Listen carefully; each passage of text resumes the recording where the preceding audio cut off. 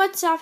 And I'm gonna show you guys how to get your iPod, iPhone, iPad to start working if they won't turn on.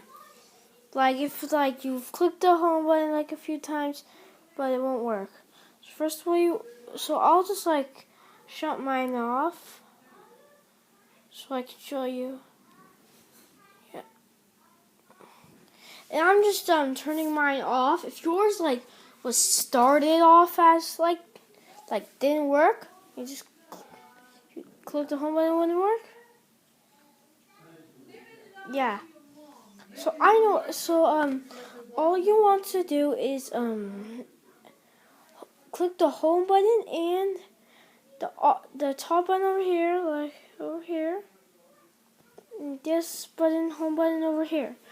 You hold those. Wait.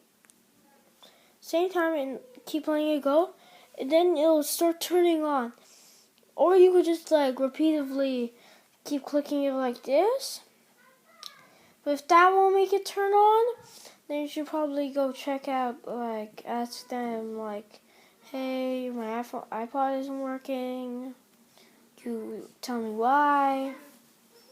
Yeah, but if your iPod was completely off, I shut mine off for a second because my iPod has been shut off so it won't turn on.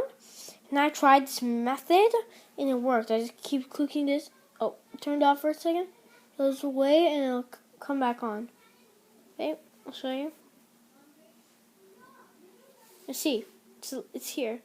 And if you have a password, you have to put it back.